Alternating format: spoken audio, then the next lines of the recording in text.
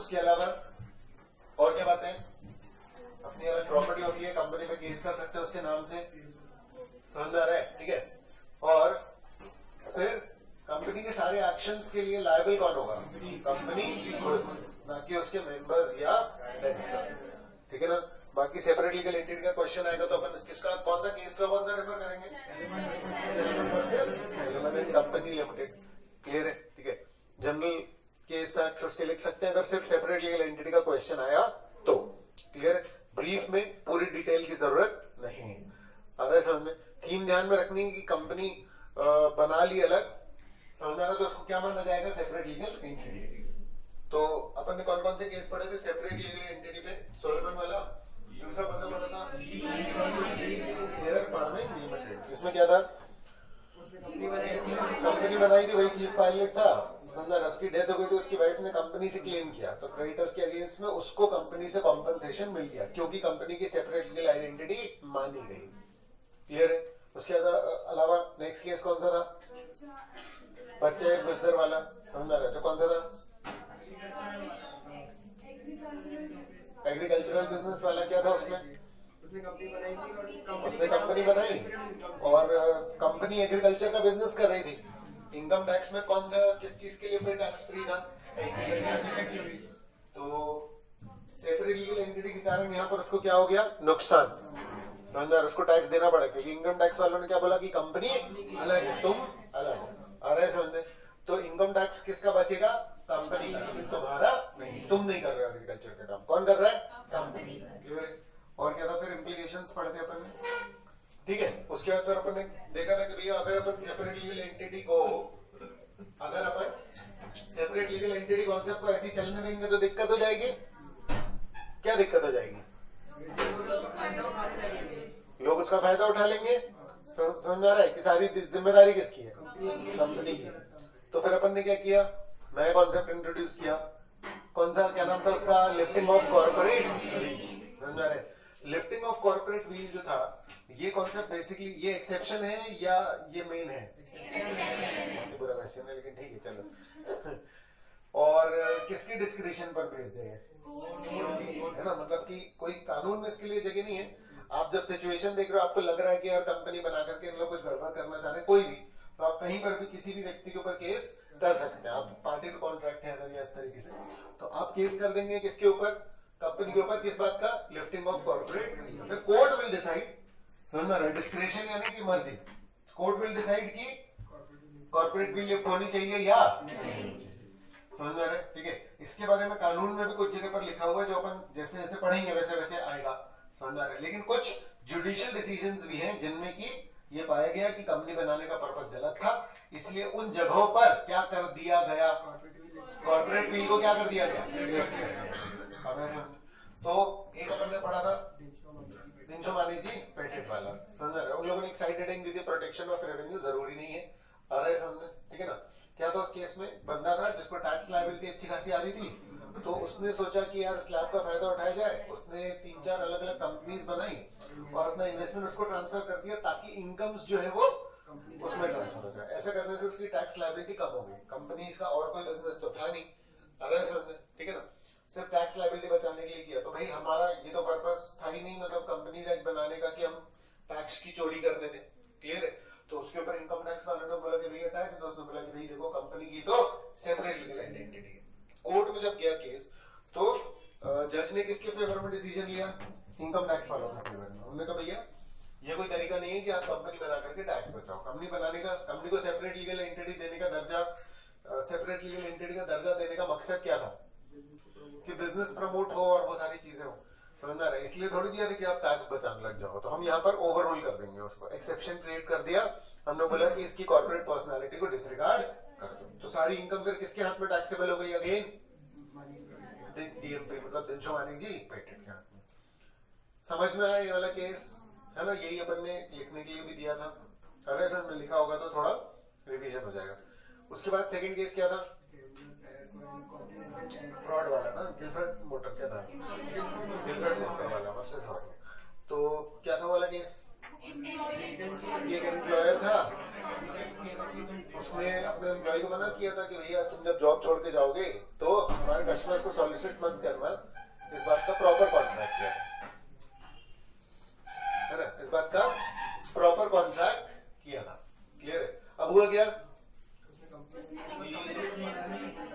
जब वो छोड़ के गया तो उसने सोचा कि भैया मैं तो बंधा हुआ हूं ना कॉन्ट्रैक्ट से, लेकिन कंपनी तो नहीं बनी, क्योंकि कंपनी तो क्या है, सेपरेट। तो ये वो लोग थे जिन लोगों ने सेपरेट लीगल आइडेंटिटी का फायदा उठाने की कोशिश की।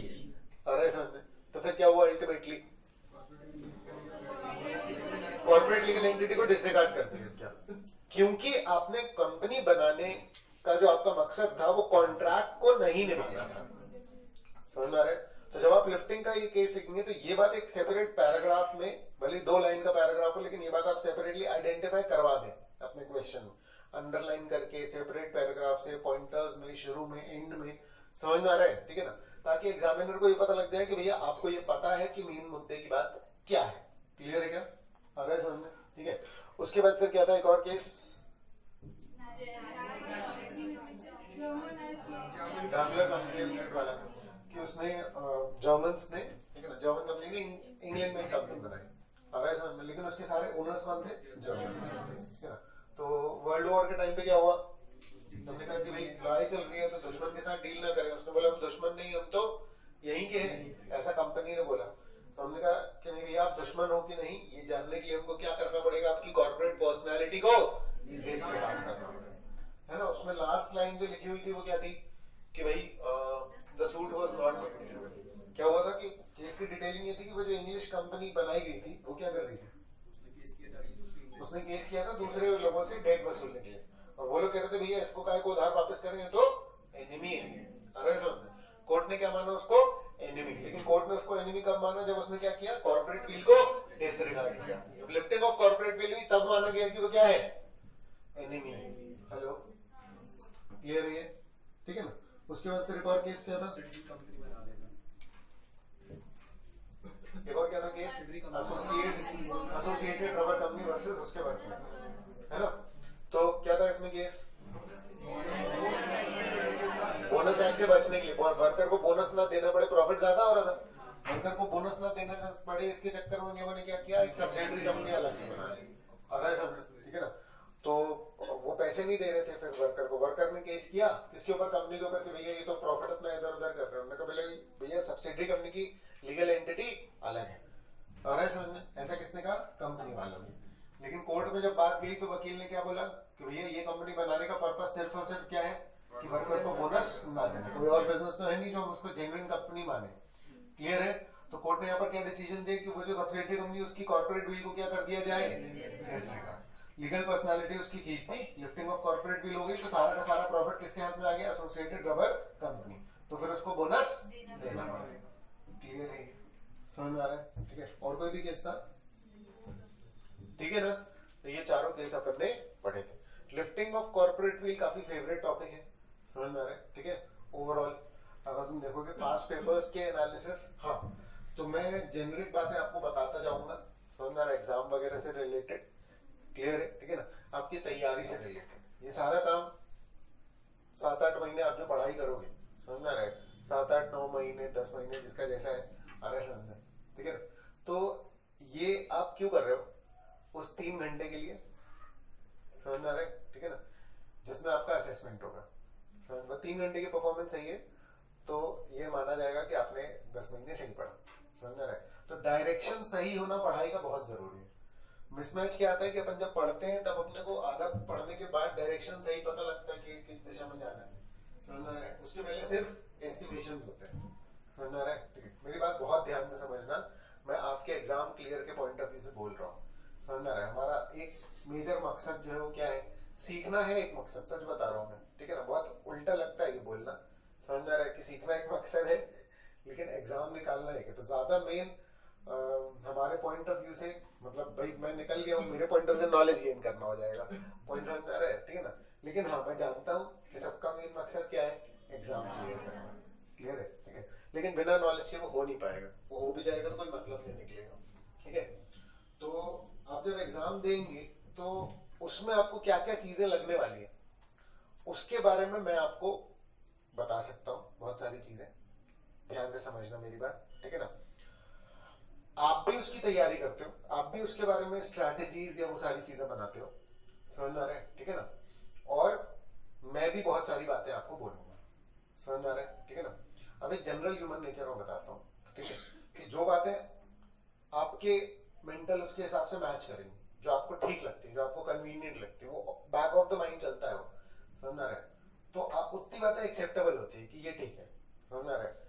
अब उस बीच में कोई भी अनयूजुअल बात आती है, समझ में आ रहा है, या ऐसी बात जो हमको ठीक नहीं लगती या हमको मन नहीं करता ऐसा करने का, या बहुत हार्श है, बहुत मुश्किल है, समझ में आ रहा है, उस बात की एक्सेप्टेबिलिटी कम होती जाती है, समझ में आ रहा है, उस बात की एक्सेप्टेबिलिटी जो है वो कम होती जाती है, समझ में आ रहा है, ठीक है।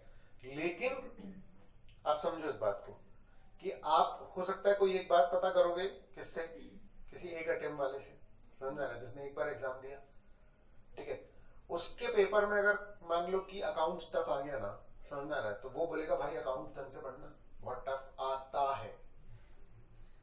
मैं ये बात बता चुका हूं लेकिन मैं फिर से बता रहा हूं, समझ में आ रही है पूरी चीजें, ठीक है।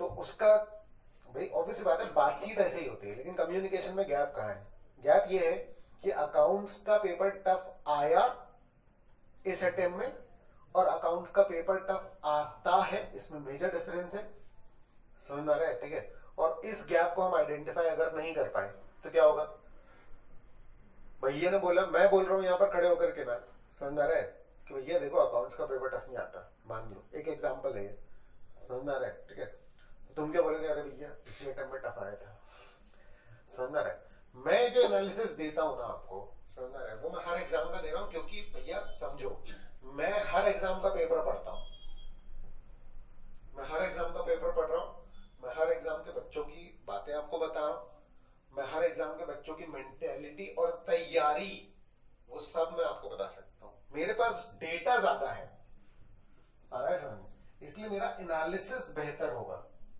मेरा पॉइंट समझ रहे हो आप, ठीक है, कि मेरे पास 4 अटेम्प्ट का डेटा है, 6 अटेम्प्ट का डेटा है, तो मेरी बात ज्यादा ऑथेंटिक है, मानना ना मानना फिर भी आपके ऊपर ही, पॉइंट समझ में आ रहा है कि क्या आपको कन्वीनियंट लग रहा है, क्या नहीं लग रहा है, आ रहा है समझ में, ठीक है ना। तो मैं जब भी कोई बात बोलूंगा कि देखो ऐसा ऐसा कर लेना, समझ में आ रहा है, ठीक है ना, और आपने किसी और से पूछा कि भैया कैसा कर लें, जस्ट मतलब आपका कोई बड़ा भाई है या कोई भी है, उसने आपको बोला कि देखो ऐसा ऐसा मत करो, ऐसा ऐसा कर लो, समझ में आ रहा है, ठीक है, मुझसे आके कंफर्म जरूर करा लेना, समझ में आ रहा है, ठीक है ना, क्लियर है। तुम आकर के मेरे को बोलोगे भैया हम आपकी ये वाली बात नहीं मानना चाहते, ये वाली बात, मैं प्रूव करूंगा अपनी बात, समझ में आ रहा है, ठीक है। और अगर हमारे पास वक्त नहीं है तो मैं आपसे रिक्वेस्ट करूंगा कि मेरी बात एज इट इज मान लेना, क्योंकि मेरा एनालिसिस एक्चुअली में ज्यादा बेटर होगा।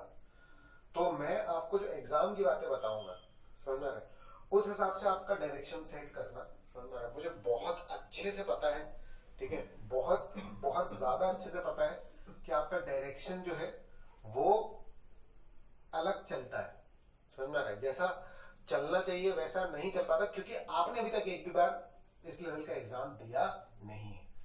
मुझे पता है कि किस सिनेरियो से कैसे चलते हैं, किस डायरेक्शन में चलते हैं तो अपन कहां पहुंचते हैं, समझ में आ रहा है, ठीक है ना।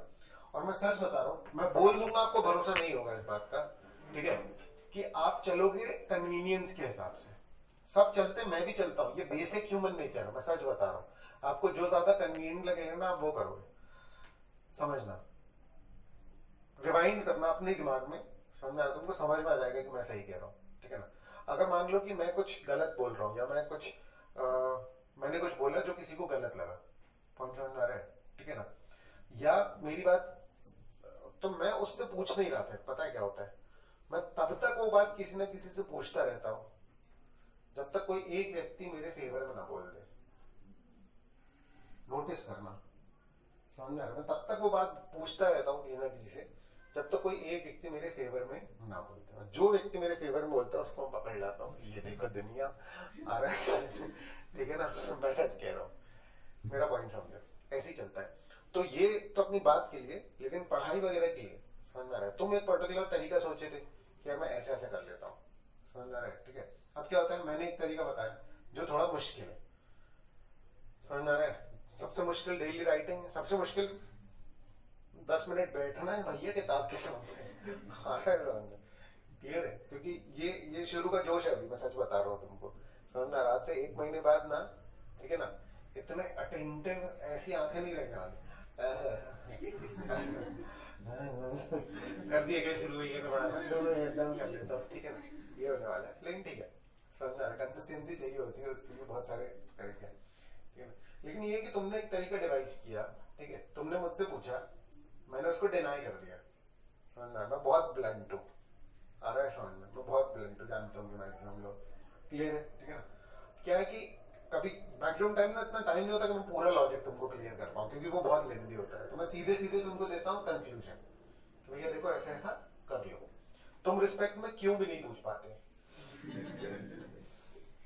आ रहा है समझ में। मैं तो बता रहा हूँ क्योंकि पढ़ चुके ना बहुत सारे लोग, तुम रिस्पेक्ट में क्यों भी नहीं पूछ पाओगे, लेकिन एक्सेप्टेबिलिटी तो नहीं आई, समझ में आ रहा है। और भैया तो बड़े अपन, उनको कैसे बोल दे कि भैया ये गलत बोल रहे हो आप। मैं प्रूव करूंगा ना अपनी बात, मैं थोड़ी बोलता हूँ, मैं कभी क्यों का आंसर नहीं देता, ऐसा नहीं है, समझ में आ रही बात, तो सब जानते ही, ठीक है ना।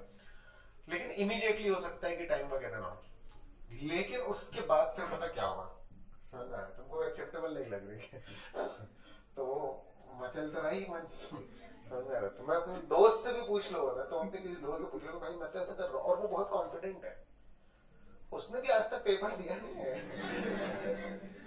लेकिन उसका कॉन्फिडेंस इस लेवल का है, समझ में आ रहा है, ठीक है, कि तुम बोलो भाई तू ऐसा कर, अरे ऐसा ही करना है समझ में आ रहा है, तो बस सही है, समझ में आ रहा है। और कई बार ऐसा जोश आता है नहीं नहीं अपन भैया को करके दिखा देंगे, भैया अभी मतलब अभी नहीं सुन पा रहे हैं अब ऐसा नहीं, ठीक है ना, कि अपन नहीं हो पाएंगे, अल्टीमेटली वो बात बिगड़ जाती है। मेरे से कंफर्म कर लो, समझना, मैं किसी भी बात को सुनने तैयार हूँ, आ रहा है समझ में, क्लियर है, ठीक है। बस ये है कि डायरेक्शन सही हो जाए, क्योंकि तुम्हारा करियर लगा हुआ है भाई दांव पे, पॉइंट समझ में आ रहा है, ठीक है। किसी को कुछ अच्छा लगे बुरा लगे, पॉइंट समझ में आ रहा है, कोई कुछ भी बोल रहा हो, तुम्हारा करियर लगा हुआ है, उसका डिसीजन सही से लेना, बस ये वाली बात है। तो जो पढ़ाई का डायरेक्शन है, मैं वही बोल रहा हूँ कि मैं ये नहीं बोल रहा हूँ कि बस मेरी बात मान लेना और बस कुछ नहीं, मैं अपनी हर एक बात क्यों मान लेना उसका मैं वो तुमको बता सकता हूँ कि पूरे फैक्ट्स और उन सब के बेसिस पे। बातें बहुत लंबी होती है, बहुत सारी होती है, समझ में आ रहा है, ठीक है ना, तो मैं बता नहीं सकता। बस मैं ये बोल रहा हूँ कि मुझसे सजेशन ले लोगे डायरेक्शन को लेकर के, मैं जेनरिक बताऊंगा, बाकी पर्सनलाइज थोड़ा बहुत डिविएट होगा, क्योंकि हर एक की आदतें डिफरेंट है, समझ में आ रहा है। कोई कोई मोटिवेटेड होता है, समझ में आ रहा है, उसको सिर्फ बुक्स भी बता देना अपन, समझ में आ रहा है, ठीक है ना, तो वो कर जाएगा, पॉइंट समझ में आ रहा है, ठीक है। जैसे मैं अपना बताता हूँ, मैं थ्योरी पढ़ा हूँ, खुद थ्योरी थोड़ी पढ़ पाता था, समझ में आ रहा है, और थ्योरी को लेकर के मैक्सिमम लोगों को प्रॉब्लम रहती है, समझ में आ रहा है, कि आप बैठ करके उसको पढ़ नहीं सकते, समझ में आ रहा है। तो ऐसा रहता था कि अगर मान लो कि मेरे ऊपर कोई कंपल्शन हो, समझ में आ रहा है, मैं कैसे पढ़ पाता था, मैं अपना बताता हूँ, समझ में आ रहा है, कि मेरे ऊपर कोई कंपल्शन हो, कि कोई बोले कि ये तुमको करना है, समझ में आ रहा है, मतलब मजबूरी आ जाए, समझ में आ रहा है। जो सेल्फ मोटिवेटेड है उनका तो कुछ करना ही नहीं है, मैं सच बता रहा हूँ, समझ में आ रहा है, तुम तो बस जैसे चल रहे हो बस चलते रहो, कोई दिक्कत नहीं, तुम बाहर लग जाओ। मैं एक एवरेज स्टूडेंट की बात बता रहा हूँ, मैं एक एवरेज स्टूडेंट था, आ रहा है समझ में, ठीक है ना, तो नहीं होती थी, समझ में आ रहा, पढ़ाई की यार थ्योरी है तो कैसे पढ़े, समझ में आ रहा है। लेकिन हाँ, ये जो चीज की कमी लगती थी ना कि यार एक कंपल्शन होना चाहिए, ऐसा होना चाहिए कि भैया कि कोई तो मैं उस चीज को इंट्रोड्यूस करने के लिए मैंने असाइनमेंट्स एक्चुअली में इंट्रोड्यूस किए, समझ में आ रहा है। लेकिन हाँ, ये है कि मेरे पास वो कंपल्शन एंड तक नहीं आ पाया, समझ में आ रहा है, ठीक है ना। लेकिन फिर एंड में मैंने कर लिया, मतलब जब फाइनल में था तो शुरू में जब मैंने नहीं किया तो मैं नहीं भी हुआ ना पास, पॉइंट समझ में आ रहा है, ठीक है ना। लेकिन वो कंपल्शन आया, उसके बाद में पास हुआ, ऐसा नहीं हुआ, समझ में आ रहा है। उसके बाद नीड बढ़ गई, उसके बाद मोटिवेशन बढ़ गया, समझ में आ रहा है। उसके बाद ऑब्जेक्टिव थोड़ा ज्यादा मजबूत हो गया, समझ में आ रहा था, वो अपना रखना, ठीक है। मैं बोलता हूँ सबको, शायद रोडीज देखा है किसी ने रोडीज देखा होगा ना अगर तुम, तो पहले जैसे होता था।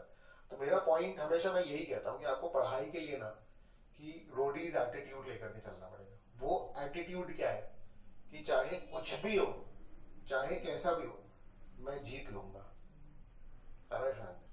चाहे कैसी भी सिचुएशन हो, चाहे कोई कुछ भी करे, समझ आ रहा है, मैं जो है वो जीत ही जाऊंगा, समझ आ रहा है। तो ये ध्यान रखना। बाकी हाँ, मैं किसी भी प्रकार की हेल्प के लिए मैं यहाँ पर हूँ, समझ में आ रहा है, वो मुझे बताते हैं।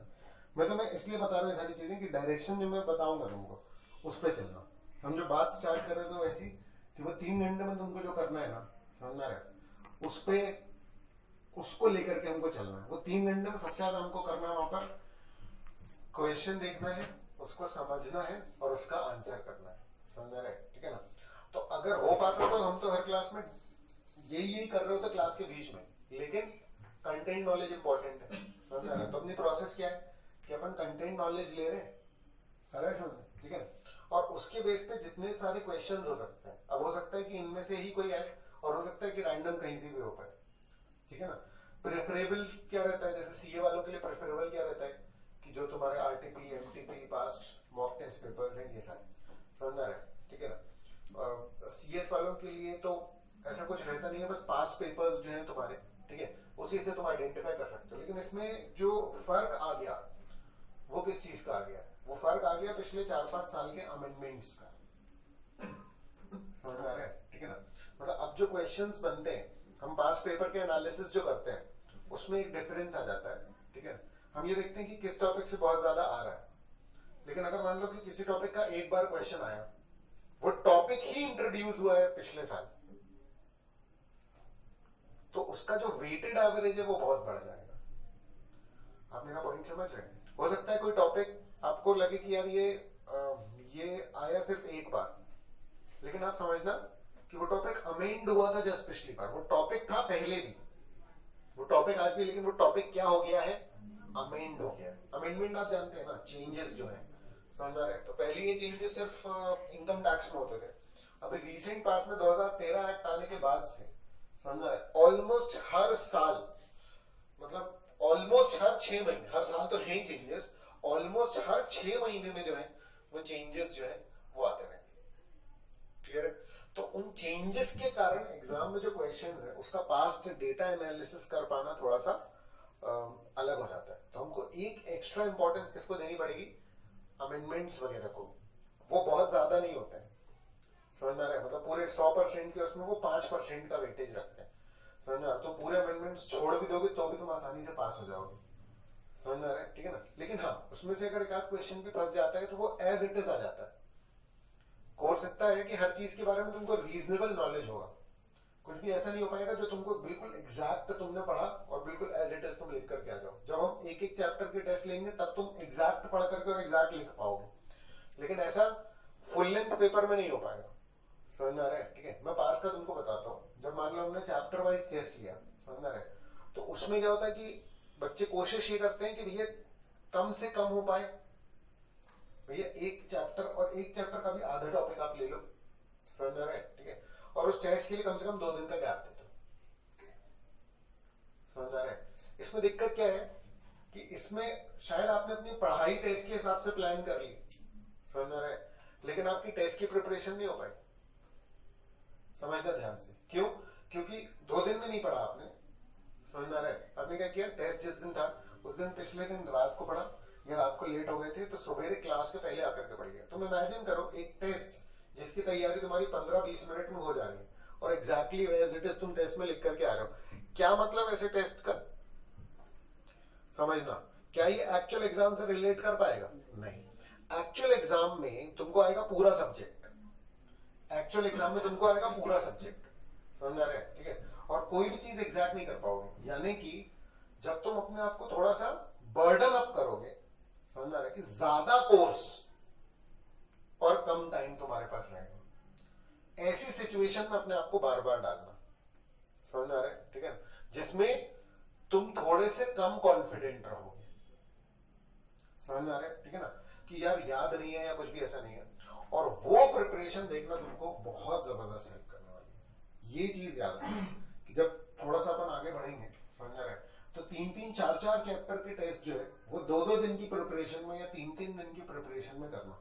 देखो समझना, ठीक है, मुझे बहुत सारा कुछ, मुझे चलना पड़ेगा सबके हिसाब से। मान लो कि मैंने टेस्ट रखा, मैंने कहा 3 चैप्टर का टेस्ट है, 2 दिन के बाद, 3 दिन के बाद, और आधे से ज्यादा बच्चे बोल गए कि भैया हम नहीं दे पाएंगे या कुछ, कि भैया नहीं दे पाएंगे, तो मैं क्या करूंगा, मैं नहीं ले पाऊंगा वो टेस्ट, समझ आ रहा है। लेकिन ये बात मैं आज इसलिए बोल रहा हूँ, ठीक है ना, या फिर मैंने जबरदस्ती भी की है, समझ में आ रहा है? तो कोई टेस्ट ही देने नहीं आया पॉइंट नहीं समझ में आ रहा तो मैं क्या कर लूं मतलब, लेकिन मैं इसलिए बता दे रहा हूँ, ठीक है, कि वो अपनी सिचुएशन को उसमें जरूर डालना। चलो आज अपन करते हैं next topic start, kinds of companies.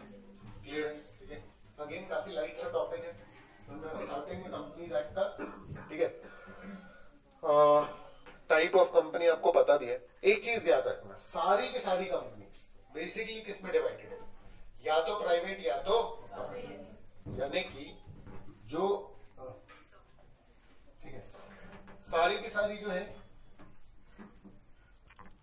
ठीक है, सारी की सारी जो कंपनीज है वो किस में डिवाइडेड है, प्राइवेट या पब्लिक। यानी ये सब वेरिएंट, बहुत ध्यान से समझना, इसमें बेसिस लिखा हुआ है साइज, फिर बेसिस लिखा हुआ है लायबिलिटी, कंट्रोल, लिस्टिंग, ठीक है, और अदर कंपनी। क्लियर है? ये सब बेसिस लिखे हुए हैं, ठीक है। लेकिन समझना, जैसे मैं कुछ पढ़ भी चुके होंगे थोड़ा बहुत, इसलिए शायद मेरी बात थोड़ा और रेलेवेंट लगेगी। होल्डिंग कंपनी जो है कोई एक ऐसा अलग प्रकार नहीं है, वो समझ में आ रहा है? मतलब हम कंट्रोल के बेसिस पे डिफाइन कर रहे हैं कि ये होल्डिंग कंपनी है या एक सब्सिडियरी कंपनी। वो होल्डिंग कंपनी या तो वो एक पब्लिक कंपनी होगी या तो वो एक प्राइवेट कंपनी। यानी सबसे बेस जो क्लासिफिकेशन है वो कौन सा वाला है, प्राइवेट कंपनी और पब्लिक कंपनी। आ रहा है समझ में? ठीक है, फिर प्राइवेट के फर्दर 3 पार्ट हैं, ठीक है। बहुत छोटी प्राइवेट कंपनी जिसमें एक ही बंदा होगा, थोड़ी बड़ी मतलब जो उसको स्मॉल कंपनी बोलेंगे, और बाकी बड़ी प्राइवेट कंपनी। मैं इसको देखो एक स्पेसिफिक टर्मिनोलॉजी से बुला रहा हूं, ठीक है ना, ताकि कॉन्सेप्ट आपका बिल्ड हो जाए, समझ में आ रहा है? ठीक है ना, कल को आप ऐसा डिफरेंस ना सोच लग जाओगे स्मॉल कंपनी और प्राइवेट कंपनी में क्या अंतर है, समझ में आ रहा है? तो स्मॉल कंपनी क्या है, प्राइवेट कंपनी ही है। आ रहा है समझ में? होल्डिंग कंपनी और प्राइवेट कंपनी में क्या डिफरेंस? ऐसा कोई डिफरेंस नहीं हो सकता, क्योंकि क्राइटेरिया ही अलग है। वो होल्डिंग कंपनी हो सकती है ना प्राइवेट कंपनी, ऐसा कुछ नहीं है कि प्राइवेट कंपनी होल्डिंग नहीं हो सकती। समझ में आ रहा है क्या? ठीक है ना? तो इंटरनली ये म्यूचुअली एक्सक्लूसिव है, मतलब 1% कंपनी स्मॉल कंपनी नहीं है, या 1% कंपनी जैसे लिमिटेड कंपनी अनलिमिटेड नहीं है, प्राइवेट पब्लिक नहीं हो सकती, पब्लिक प्राइवेट नहीं हो सकती। ये इंटरनल म्यूचुअली एक्सक्लूसिव है। लेकिन अब मान लो कि स्मॉल कंपनी है, समझ में आ रहा है, तो it can be a subsidiary company, it can be a associate company. आ रहा है समझ में? तो कोई एक कंपनी चारों की एक एक उसमें आ रही है, ऐसा पॉसिबल है। आप समझ पा रहे हैं ना? क्लियर है? ठीक है ना? तो जैसे मैंने बताया भी था लास्ट टाइम आपको, जैसे इंसान 2 टाइप के होते हैं, अच्छे बुरे और बुद्धिमान बेवकूफ। आ रहा है समझ? तो जब अपन बोलते तो अपन 4 टाइप नहीं बोलते, क्राइटेरिया ही अलग है ना, समझ में आ रहा है? अच्छा बुरा मतलब क्राइटेरिया अलग है, समझ में आ रहा है? और बुद्धिमान बेवकूफ वो क्राइटेरिया बिल्कुल डिफरेंट है, समझ में आ रहा है? तो मैं ऐसा नहीं बोल सकता कि अच्छे लोग बुद्धिमान होते हैं। पॉइंट समझ में आ रहा है क्या? तो वो जो है वो म्यूचुअली, वो क्राइटेरिया ही जो है वो डिफरेंट है। हम 4 टाइप नहीं बोलेंगे, हम ये बोलेंगे इस क्राइटेरिया के बेसिस पे 2 टाइप है, दूसरे क्राइटेरिया के बेसिस पे भी 2 टाइप। क्लियर है? तो ये सबसे बेसिक बाइफरकेशन है जिसके बारे में हम डिस्कशन स्टार्ट करेंगे। बिल्कुल ओवरव्यू है कि क्या क्या चीजें, कितने कितने टाइप की कंपनीज के बारे में हमको पढ़ना है। इसमें भी हमें और भी टाइप की आ रहा है समझ में? ठीक है ना? तो private company, public company, size के बेसिस पे बाइफरकेशन, मतलब तुम अभी बहुत जेनेरिक डिस्कशन कर रहा हूं। बहुत ज्यादा लोग जो होते हैं, समझ रहे, किसी कंपनी में हैं, ठीक है, बहुत बड़ी कंपनीज हैं, तो वो कौन सी होती है, वो कौन सी होंगी, पब्लिक कंपनी। ज्यादा रूल्स किस पे लगाने चाहिए, जिसमें ज्यादा लोग इन्वॉल्व हो। समझ में आ रहा है? ठीक है ना? तो पब्लिक कंपनी पे जनरली ज्यादा रूल्स लगते हैं, समझ में आ रहा है? ठीक है ना? और प्राइवेट कंपनी पे कम। ठीक है ना? तो ये रूल्स के बेसिस पे ही बाइफरकेशन किया हुआ है कि भाई ये छोटी कंपनी होगी तो थोड़ा कम रूल्स लगाते हैं। हम बस यही चाह रहे थे। हम अब अगेन थीम याद करो, पूरे कंपनीज एक्ट की थीम क्या थी, पूरी कंपनीज एक्ट की थीम क्या थी, ठीक है, कि इन्वेस्टर जो है, जो शेयर होल्डर है, उसको हमको क्या करना है, प्रोटेक्ट करना है। आ रहा है समझ में? ठीक है ना? तो जितने ज्यादा लोग इन्वॉल्व है उसके ऊपर उतने ज्यादा रूल्स जो है वो थोपे गए। तो ये बाइफरकेशन किया ही क्यों गया है कि 1% कंपनी अलग है और स्मॉल कंपनी अलग है और अदर देन 1% कंपनी अलग है। ये बाइफरकेशन किया ही इसलिए गया है ताकि एक्ट में अलग अलग जगह पर क्या कर पाए, ये बोल पाए कि भैया तुम पर ये वाला रूल एप्लीकेबल नहीं है, तुम पर ये वाला रूल एप्लीकेबल है। और ये किस बेसिस पर है, साइज के बेसिस पे, जिसमें कि ज्यादा या कम लोग। आप पॉइंट समझ पा रहे हैं क्या? क्लियर है? ठीक है ना? ये लिखा हुआ नहीं मिलेगा आपको कि इस पे ज्यादा रूल लगते हैं, इस पे कम, क्योंकि वो अलग अलग सेक्शन में जाकर के एक्सेप्शन, वो एग्जेम्पशन दिए हुए कि भाई ये वाला रूल है, ये सब पे लगता है, हाँ इस पे नहीं लगेगा, और वो भी लॉजिकल है कि क्यों नहीं लगेगा। ज्यादा लोग हैं नहीं। अब एजीएम है, एजीएम जानते हैं ना आप लोग, जनरल मीटिंग। जनरल मीटिंग क्या है? कभी मेंबर घर में बैठे रहते हैं, तो भाई साल में एक बार तो मेंबर्स को बुलाओ कि क्या कर रहे हैं कंपनी में, क्या नहीं कर रहे हैं, समझ में आ रहा है? अब एजीएम वाला रूल लगा लो ओपीसी पे, 1% कंपनी पे। अब उसके दर्जन भर रूल्स है, कम ही बोल रहा हूं मैं, समझ में आ रहा है? मतलब 50 रूल्स है, फिर नोटिस भेजना पड़ता है, नोटिस 21 दिन का होना चाहिए, पॉइंट समझ में आ रहा है? लेकिन ओपीसी क्या, एक अकेले बंदे की क्या मीटिंग, पॉइंट समझ में आ रहा है? और बुलाने वाला भी कौन होगा? वही होगा ना, क्योंकि वही अपनी कंपनी में डायरेक्टर बन जाएगा। लीगली तो अलग अलग हो सकते हैं, लेकिन प्रैक्टिकली सोच करके देखो, समझ में आ रहा? तो वो अपने आप को खुद नोटिस भेजे, क्योंकि कंपनीज एक्ट में लिख गया कि नोटिस भेजना पड़ेगा, तो भेजना पड़ेगा, तो ऑफिस जाके नोटिस भेजेगा, घर जाके रिसीव करेगा। आ रहा है समझ? और 21 दिन पहले नहीं भेजा तो डिफॉल्ट हो गया बेचारे, पेनल्टी भी उसमें लगेगी, केस वही कर रहा है क्योंकि शेयर होल्डर के भले के लिए, समझो। इसलिए वो प्रॉपरली नॉट एप्लीकेबल। इस चीज को अगर ऐसे याद करोगे कि तुम ये कि भैया ये चीज जो है 1% कंपनी पे एप्लीकेबल नहीं है, तो मुश्किल हो जाएगा कि ऐसे कितनी चीजें याद रखोगे। लेकिन अगर मान लो कि तुमको एजीएम का कॉन्सेप्ट पता है और कोई बोले कि भैया 1% कंपनी एग्जेम्प्ट है या नहीं, तुम बोलोगे लग ही नहीं सकता उस पर रूल, क्योंकि तुमको क्या क्लियर है? कॉन्सेप्ट समझ में आ रहा है क्या? ठीक है ना? तो ये 3 साइज के बेसिस पर है। ऑब्वियसली बात है 1% कंपनी एक अकेला, स्मॉल कंपनी और अदर देन। इसमें कैसे बाइफरकेशन करेंगे? तो इसमें बाइफरकेशन उन लोगों ने कर दिया कि भाई जो छोटी कंपनी बड़ी कंपनी, अपन ने कहा कि 2 चीजें होती है, एक भाई सेल कितनी कर रहे हो, टर्नओवर कितना हो रहा है, और एक उसमें पैसा कितना लगा। पैसा कितना लगा तो अपन शेयर कैपिटल से आइडेंटिफाई करते हैं। तो इन 2 बेसिस को लेकर के हमने बोला छोटी कंपनी और बड़ी कंपनी, छोटी प्राइवेट कंपनी और बड़ी प्राइवेट कंपनी।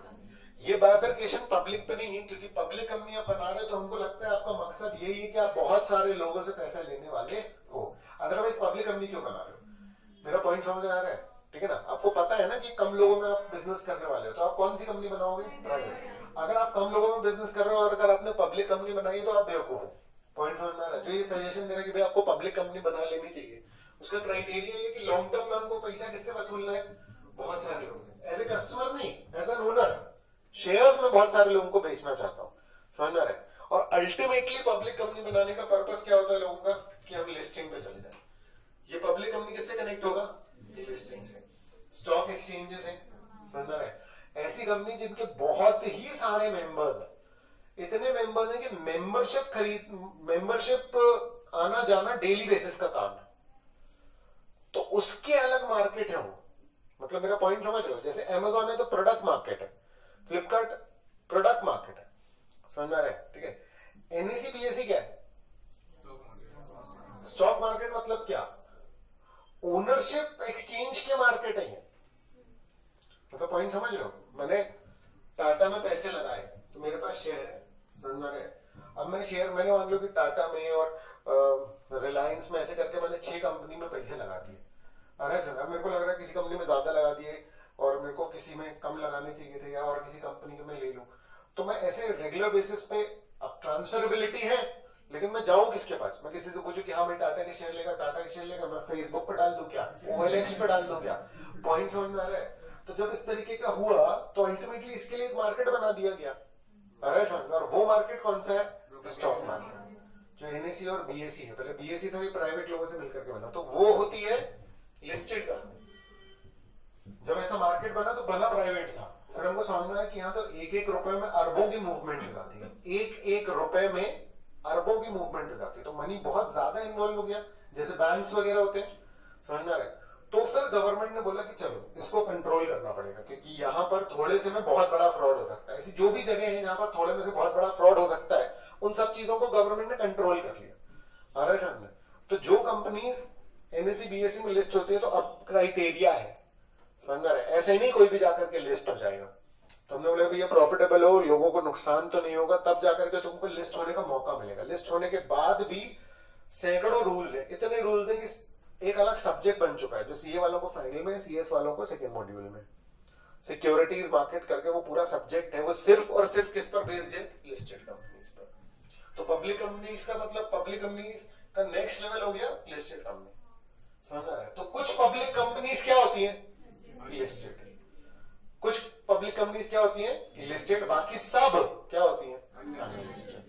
आ रहा है समझ में? ठीक है। सिक्योरिटी मार्केट में इस बात के लिए भी प्रोविजन मिलेंगे आपको कि प्राइवेट कंपनी भी अब लिस्ट होने लग जाएगी, ऐसे बहुत सारी छोटी छोटी चीजें हैं। लेकिन ब्रॉडली ओवरऑल डिस्कशन जो है वो क्या है कि कुछ पब्लिक कंपनी किस में चली जाएंगी? लिस्टेड। तो ये एक अलग बाइफरकेशन कि जिनके शेयर उस ऑफिशियल मार्केट में बिक रहे हैं और बाकी जो है प्राइवेट कंपनी के वो कैसे बिकेंगे? प्राइवेटली, जिसका ऑफिशियल नाम है प्राइवेट प्लेसमेंट। समझ में आ रहा है कि भाई प्राइवेट कंपनी के शेयर्स कैसे बिकेंगे? पर्सनल कम्युनिकेशन से किसी से मेरी बात हुई तो उसको मैंने फिर दे दिया अपने शेयर पहचान वाले को, ऐसे बेच सकता हूं। लेकिन मैंने पेपर में ऐड डाल दिया तो वो पब्लिक में आ जाएगा, तो ऐसा अलाउड नहीं है। आ रहा है समझ में? क्लियर है? क्योंकि सरकार का या कानून का ये सोचना है कि जो भी पब्लिक से आप अगर पैसे ले रहे हो तो उसको डिस्क्लोजर पूरा प्रॉपर होना चाहिए। आ रहा है समझ में? इसलिए काफी सारे रूल्स जो भी रूल्स हम पढ़ने वाले, ये जो मैं आपको बता रहा हूं ये उसके लॉजिक है, ये जो है उसके क्या है? लॉजिक है। तो टाइप ऑफ कंपनी समझो, ठीक है। लिस्टिंग का तो समझ लो, पूरा ही मैंने आपको एक्सप्लेनेशन जो है वो दे दिया। यही मैं बात आपको उसमें बताऊंगा जो अपन पहुंचेंगे। फिर लिमिटेड और अनलिमिटेड कंपनी बता चुका हूं आपको, हमारा डिस्कशन हुआ था, समझ आ रहा है? फीचर्स में तो लिमिटेड कंपनी और अनलिमिटेड कंपनी। लिमिटेड में भी दो टाइप है, limited by guarantee, limited by share. आम भाषा में जितने मैंने पैसे लगाए उतने डूबेंगे, ऐसी फैसिलिटी है कंपनी में, तो उस कंपनी को क्या बोलते हैं? Limited by share. मैं चाहूं तो थोड़ी सी अपनी लायबिलिटी बढ़ा लूं कि जितने पैसे लगाए उसके अलावा एक एक्स्ट्रा और अमाउंट में अपने सर पर ले रहा हूं, तो वो कौन सी होगी? Limited by guarantee.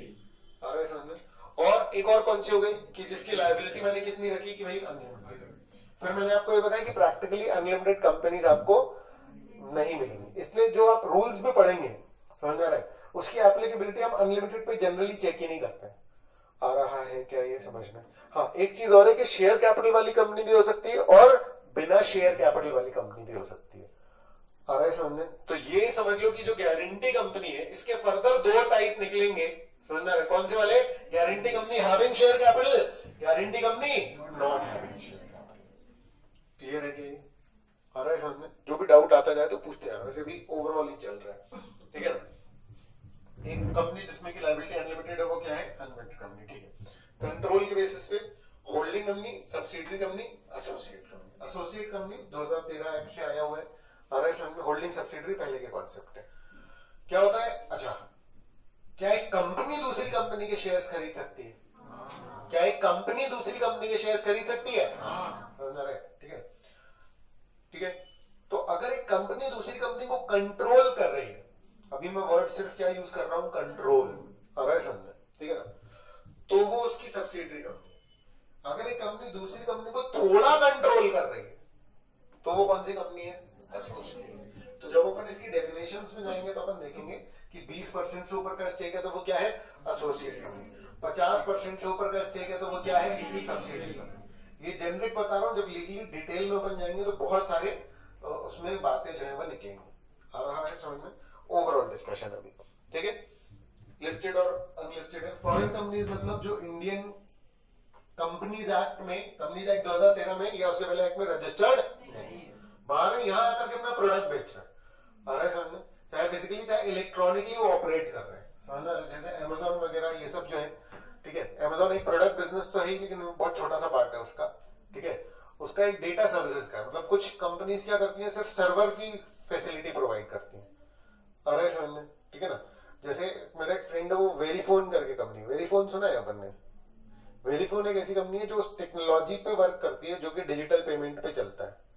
तो उसके जो डब्बे हैं वो अलग बनाता है, उसकी जो टेक्नोलॉजी है वो अलग बनाता है, जो बैंक के साथ एसोसिएट होता है। तो बहुत सारे प्रकार के बिजनेसेस होते हैं, आ रहा है समझ में? जिसमें हो सकता है कि फिजिकल मूवमेंट किसी चीज का हो ही ना, सारा कुछ कैसे कनेक्टेड है? Online connected. तो वो कंपनी बाहर से अगर इंडिया में कुछ सर्विसेज प्रोवाइड कर रही है, इंटरनेट सर्विसेज वगैरह होती है, जैसे टेलीफोन सर्विसेज, तो उसमें क्या एक्सएम दे दिया आपको, समझ रहा है? और उन्होंने क्या कर दिया? मोबाइल के टॉवर्स लगा दिए। अब वो बस टॉवर्स मेंटेन कर रहे हैं, नेटवर्क मेंटेन कर रहे हैं और आप उसकी पेमेंट कर रहे हो। मतलब ऐसे कुछ फिजिकल मूवमेंट नहीं। सोच कर देखो, अगर मान लो कि एयरटेल कोई ऐसी कंपनी हो, एयरटेल या ये वोडाफोन, जो टोटली बाहर से ऑपरेट करे, समझ रहे? तो भी वो क्या होंगे? ऑपरेट कर सकते हैं। तो इस तरीके की फैसिलिटी आने के बाद देखना पड़ेगा हमको फॉरेन कंपनी की डेफिनेशन में इलेक्ट्रॉनिक का भी बोर्ड डाला गया है 2013 एक्ट में। फॉरेन कंपनी वो जो इंडिया में रजिस्टर नहीं हुई। आज की डेट में लेकिन क्या हो रहा है ना, हमारे जो रूल्स हैं, हमारे रूल्स अपने ऑब्वियस बात है इंडियन रेसिडेंट्स के लिए अलग होंगे और फॉरेन वालों के लिए अलग। तो फॉरेन कंपनी को टैक्स भी ज्यादा लगता है। तो जिस कंपनी को लगता है ना कि यार बहुत ज्यादा यहाँ पर ऑपरेट करना है, तो वो क्या कर लेती है, वो कंपनी में रजिस्टर करा लेती है अपने आप।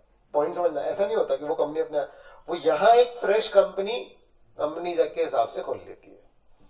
जैसे आपने सुना होगा, आप पहले क्या होता था, जैसे फेसबुक है या गूगल है, समझ में, तो फेसबुक में पहले फेसबुक इनकॉर्पोरेशन था, इंडिया के बाहर इनकॉर्पोरेशन चलता है। हमारे यहाँ क्या चलता है, लिमिटेड और प्राइवेट लिमिटेड, है ना। तो अब लेकिन इन लोगों ने इंडिया में एंटिटी खोलनी है, Facebook India private limited, Google India private limited. Point समझ में आ रहा है, क्लियर है। तो इन्होंने एंटिटी रजिस्टर कर लिया। अब ये करते हैं कैसे ऑपरेट, कि उस एंटिटी का मेजर स्टेक जो है उठा करके किसके पास है, वो फॉरेन वाली एंटिटी। तो वो फॉरेन एंटिटी प्रोडक्ट नहीं बेची, वो फॉरेन एंटिटी ने होल्डिंग करी हुई है इन कंपनी के शेयर्स पे, और ये कंपनीज जो है वो यहाँ पर प्रोडक्ट बेच रही है। तो इन पे रूल्स कौन से लगते हैं, फिर इंडियन कंपनी है। पॉइंट समझ में आ रहा है। तो क्या होता है कि थोड़े से प्रोविजंस कम हो जाते हैं और वो सारी चीजें, क्योंकि फॉरेन वाले पर अपन भरोसा नहीं करते हैं, लेकिन इंडियन वाले पर अपन कर सकते हैं, लीगल है थोड़ा सा, तुम पढ़ेंगे तो पहुंच जाओगे वहां तक। गवर्नमेंट कंपनी, ठीक है ना। अच्छा बताओ, सरकार का हमारे देश में क्या रोल है, सरकार क्यों बनती है, या ये सारा कुछ क्या चल रहा है, मतलब मेंटेनेंस के लिए, समझ रहा है। सारे लोग इक्वल है, बस हम लोगों ने क्या किया है कि ऐसा सिस्टम बनाया हुआ है, ठीक है, सुनना ध्यान से, बहुत इंपॉर्टेंट है, ठीक है। हम लोगों ने एक ऐसा सिस्टम बनाया हुआ है जिसमें कि हम क्या कर रहे हैं, ठीक है, कि सब अपना अपना काम कर रहे हैं और कुछ लोग एडमिनिस्ट्रेशन का काम कर रहे हैं, ताकि सारे लोग सुख सौहार्द से रहें। पॉइंट समझ आ रहा है। तो हमने सरकार को क्या किया, हमने सरकार को बोला कि भैया आप मैनेज करो ये सारी चीजें, क्लियर है। दो टाइप की इकोनॉमीज आपने सुनी होंगी, सोशलिस्ट और कैपिटलिस्ट। तीसरी कौन सी है, मिक्स। हमको पता है कि इंडिया मिक्स इकोनॉमी, लेकिन मैं उसका रिलेवेंस बता रहा हूँ आपको, ठीक है। एक होती है सोशलिस्ट टाइप की, जिसमें क्या है कि भाई गवर्नमेंट जो है वो सब कंट्रोल कर रही होती है, समझ रहे हैं, यानी कि सारे बिजनेसेस भी मेनली किसके होते हैं, सरकार के। एक होती है कैपिटलिस्ट, जिसमें गवर्नमेंट का सिर्फ और सिर्फ काम क्या होता है, एडमिनिस्ट्रेशन, यानी बिजनेस सारा प्राइवेट करे, गवर्नमेंट सिर्फ इंफ्रा और वो सारे जो रूल्स है वो सब मेंटेन करे। हमारे यहाँ क्या है, मिक्स है। मिक्स का मतलब समझना, ठीक है। हमारे यहाँ बहुत सारे बिजनेसेस जो है वो प्राइवेटली छोड़ रखे हैं कि आप करो, समझ रहे, लेकिन बहुत सारे ऐसे जो मूलभूत आवश्यकताओं वाले हैं, जैसे इलेक्ट्रिसिटी कंपनी हो गई, समझ रहे, तो ये बिजनेस है प्रॉपर, इलेक्ट्रिसिटी प्रोवाइड करना, इट्स अ बिजनेस, समझ रहे, कि वो पानी से या थर्मल पावर से वो इलेक्ट्रिसिटी जनरेट कर रहे हैं और बेच रहे हैं, बिजनेस है, समझ रहे। लेकिन ये बिजनेस ओन्ड और कंट्रोल्ड बाय क्या है, आप पॉइंट समझ रहे हैं, ठीक है ना। तो ऐसे स्टील को लेकर के या ऐसी बहुत सारी मेजर चीजों को लेकर के सरकार ने क्या कर रखा है, कंपनीज बना रही है। देखो पुलिस डिपार्टमेंट है, कंपनी नहीं है। अदरवाइज ये भी क्या हो सकती है, एक सर्विसेज हो सकती है, कि भाई एक आप सब्सक्रिप्शन जमा करो सिक्योरिटी के लिए, सोच कर देखो कि आप एक सब्सक्रिप्शन जमा कर रहे हो तो आप उसके मेंबर हो, तो पुलिस प्रोटेक्शन आपको मिल रही है। ये सरकार फ्री ऑफ कॉस्ट दे रही है सबको, समझ में आ रहा है, जो आपके टैक्स और उन सब से जा रहे हैं, लेकिन ये फ्री ऑफ कॉस्ट सबको मिल रहा है।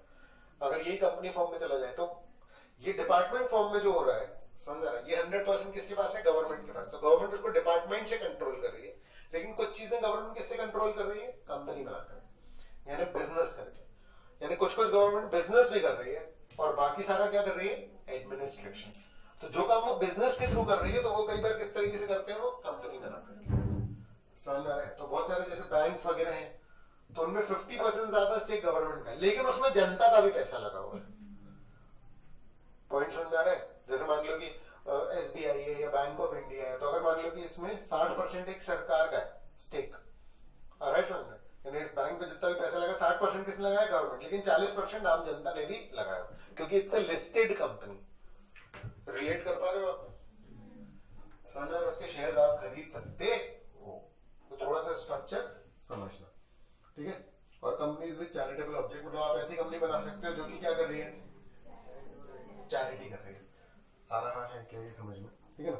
तो एक बार देख लो टाइप ऑफ कंपनी, फिर अपन प्रॉपर चालू करते हैं पहला वाला प्राइवेट कंपनी। एक बार जनरल देख लो, इसके अलावा और भी नाम है, निधि कंपनी होता है, एक गवर्नमेंट कंपनी होता है, तो वो थोड़ा थोड़ा अपन पढ़ते जाएंगे, ठीक है ना। कुछ कुछ की इंपॉर्टेंस हमारे लिए ज्यादा है, कुछ कुछ की कम है। क्लियर है, हर एक की हर डिटेल पे नहीं जाएंगे अपन, ठीक है।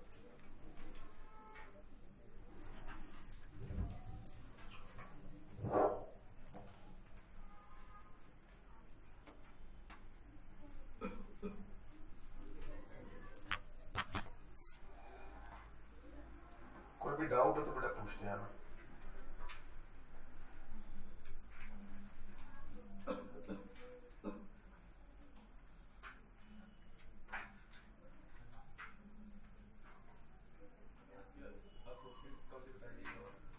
डिटेल में तो अपन पढ़ेंगे, मतलब एक जनरल एसोसिएट मतलब एक कंपनी जिसने थोड़ा कंट्रोल कर रखा है दूसरे को 20% से ऊपर, तो जिसको कंट्रोल कर रखा है वो क्या है, एसोसिएट कंपनी।